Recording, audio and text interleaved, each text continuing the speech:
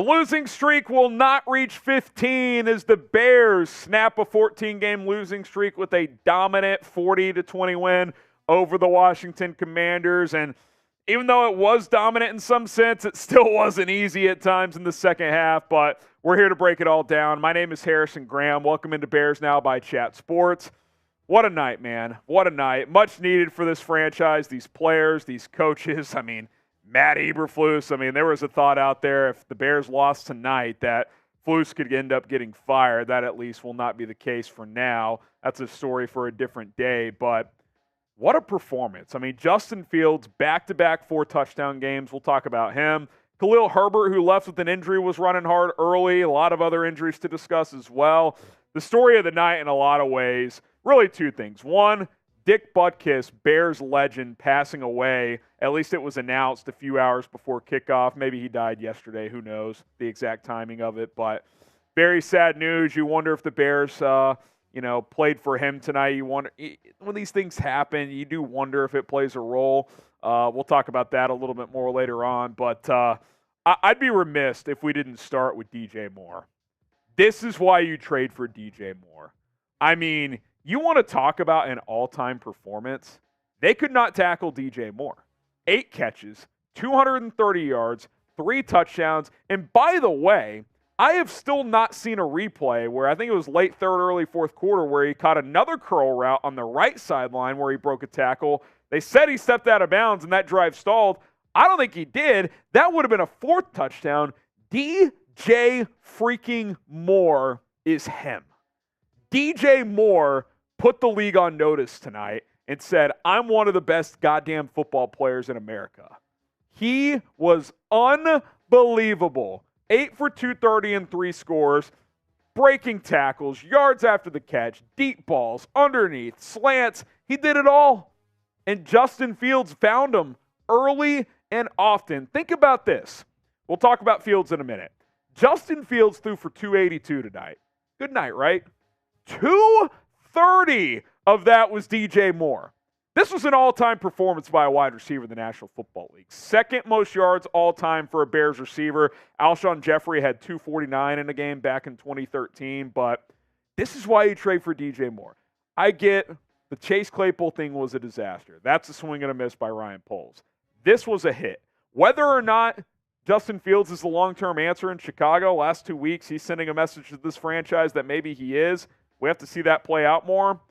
DJ Moore, he is an answer. He's more than an answer. He's a dominant football player. What a performance from number 2. 1 plus 2 was equaling 6 early and often in this one. You got to feel good. Get the DJs going in the comments if you're fired up about tonight's MVP, DJ Moore.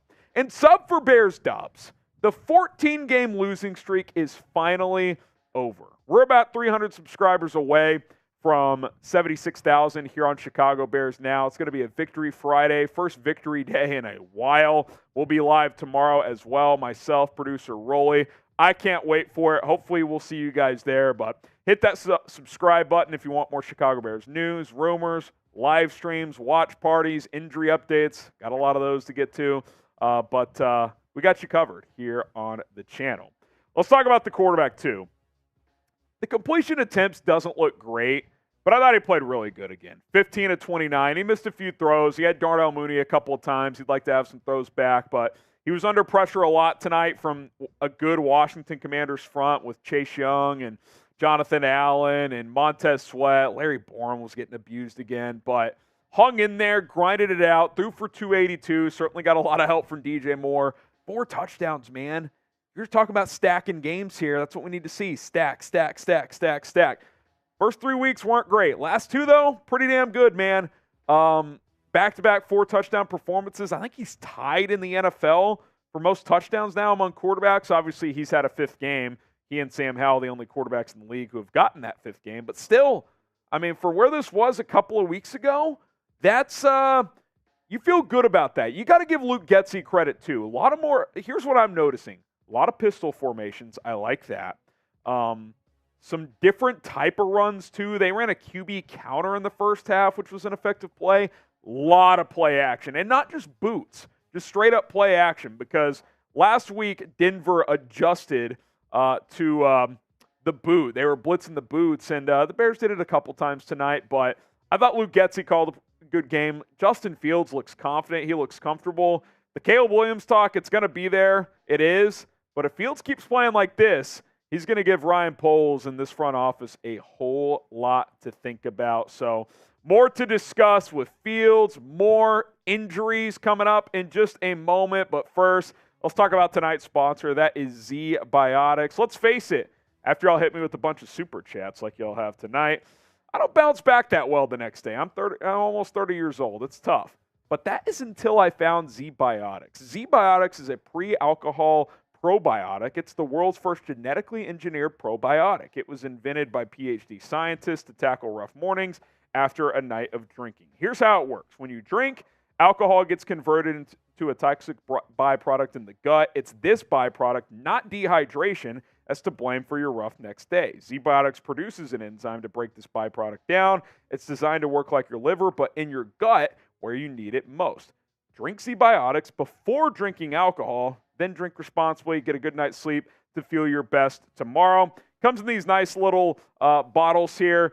Pack of 6 here. You can take it on the road, no big deal. Throw it in your suitcase if you're traveling. Easy to keep on track at home as well. zbiotics.com/chatsports. That's zbiotics.com/chatsports to get 15% off. This Halloween, pair your candy and cocktails with Z-Biotics to avoid a spooky next morning. Trust me, you're going to want to get started with Z-Biotics today. Scan the QR code or go to the link, zbiotics.com/chatsports. They are backed with a 100% money-back guaranteed, so if you're unsatisfied for any reason, they'll refund your money, no questions asked. Check that link in the comments and in the description at zbiotics.com/chatsports. All right, obviously the story of the night, 3 stories. Justin Fields, D.J. Moore, the passing of Dick Butkis. I want to talk a little bit more about that at the end, but we also have to talk about injuries. Lot of injuries. You literally did not have a running back for the fourth quarter.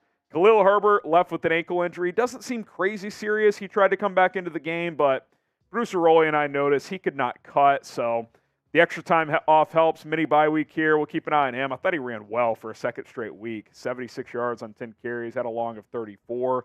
Kudos to Kari Blasingame for getting in there and grinding out some tough yards, but Herbert left, Travis Homer left, who is only playing on special teams, and Roschon Johnson left with a concussion. So you lost 3 running backs. Obviously, concussion, serious deal, but the good news about it is that shouldn't be long-term. With a mini bye week here, hopefully he's back next week. We'll see on Herbert. We'll see on Homer. Homer left with a hamstring, by the way. Also had a couple of defensive injuries in this game as well. Terrell Smith left. He had to go to the locker room. Greg Stroman left for a period of time. By the way, shout out Greg Stroman. Had a big sack, also had an interception. He played really, really well tonight. He's been filling in at nickel admirably, so good for him. But Tremaine Edmonds got banged up late in this game. You had injuries everywhere. Oh, Lucas Patrick left as well. Cody Whitehair went back to center, and he was snapping the ball all over the place. But if he can figure out the snaps, I actually think he's an upgrade from Patrick. But he was out. We did see Tevin Jenkins a little bit tonight. I think he was on a pitch count. So once he reached that pitch count, it was Ja'Tyre Carter at left guard because they had to slide Whitehair to center. Bottom line is, guys are getting hurt left and right. It was absolutely ridiculous. And before we get to Dick Butkis, I do want to shout out the defense. The Bears' defense tonight, and look, kind of went prevent in the second half at times, but we got to give credit where it's due. 2 turnovers, also forced a turnover on downs late. The Commanders missed a field goal as well. 5 sacks. You had 2 sacks in 4 games before tonight. You get 5 sacks. TJ Edwards had a sack. Greg Stroman, I mentioned him, had a sack. DeMarcus Walker had a sack. Yannick Ngakoue, Rasheem Green. And I will give credit to Matt Eberflus for dialing up more pressure. That is something that it has been needed. That's something I mentioned. And I mentioned it in our pregame show that Sam Howell, when he's under pressure, is not nearly as good when the pocket's clean. Put up good raw numbers, but when he was under siege, he took sacks. He put the ball in harm's way a couple of times. It was big. It was very, very big. So I'll give Matt Eberflus credit. I still think there's a long way to go for him to prove he can be the head coach here, but I think he called a pretty good game defensively. You mentioned the 14-game losing streak ending. Well, the streak of giving up 25 points or more also ended here tonight. I don't think that's a coincidence at all. And Dick Butkis. We found out about 2 hours before kickoff that he had passed away at the age of 80. TMZ Sports posted the news. The Bears confirmed it with a statement from Butkis' family. Terribly sad news, man. I think he was at the game last week. I'd have to double check that.